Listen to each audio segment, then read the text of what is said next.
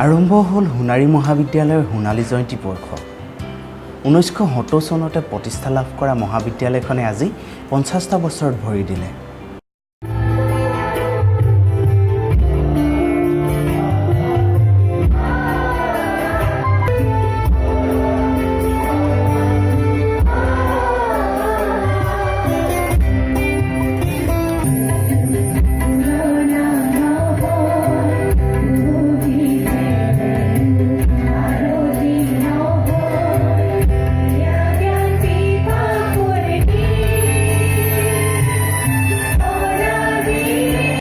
উজনি অসমৰ অন্যতম উচ্চ শিক্ষানুষ্ঠান সোণাৰী মহাবিদ্যালয়খনৰ বৰ্ষজোৰা কাৰ্যসূচীৰ শুভ উদ্বোধনী অনুষ্ঠানটিত মহাবিদ্যালয়খনৰ প্ৰতিষ্ঠাপক অধ্যক্ষ গোপাল বৰগোহাঁইৰ লগতে প্ৰায় 50 গৰাকী বিশিষ্ট ব্যক্তিৰ দ্বাৰাই সোণালী জয়ন্তী বৰ্ষৰ 50খন পতাকা উত্তোলন কৰাৰ পাছতে মুখ্য সম্পাদক ডক্টৰ বিমল চন্দ্ৰ গগৈয়ে স্মৃতি তৰ্পণ কাৰ্যসূচী মুকলি কৰে।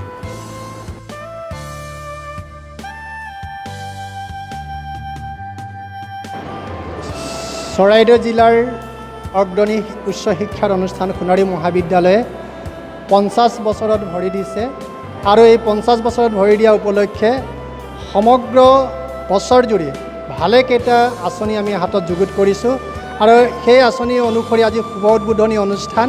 এই উদ্বোধনী অনুষ্ঠানত আমি ভালেকেইখন গ্ৰন্থ প্ৰণয়নৰ লগতে আমাৰ শৈক্ষিক দিশত অগ্ৰগতি লাভ কৰা বিভিন্ন শিক্ষানুষ্ঠানৰ মানুহক মাতি পতাকা উত্তোলন স্মৃতি তৰ্পণ ইত্যাদি অনুষ্ঠান অনুষ্ঠিত কৰিছে।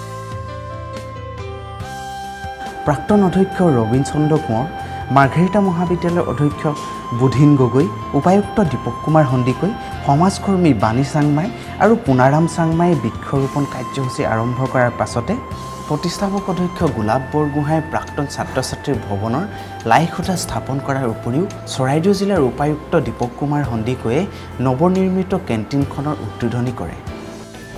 আৰু এই নৱনিৰ্মিত কেণ্টিন উদ্বোধন কৰিবৰ কাৰণে আমাৰ দীপক কুমাৰ সন্দিকৈ ডাঙৰীয়াক আমি আমন্ত্ৰণ কৰিছিলোঁ আৰু তেখেতে ৰেখামণি গগৈক আহ্বান জনাইছিল।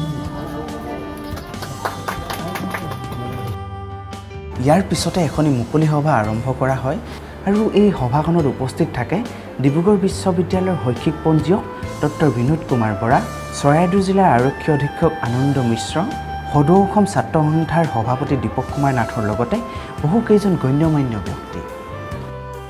সোণাৰীৰ পৰা মৃদুল নিবিড়ৰ ৰিপৰ্ট, NEG নিউজ।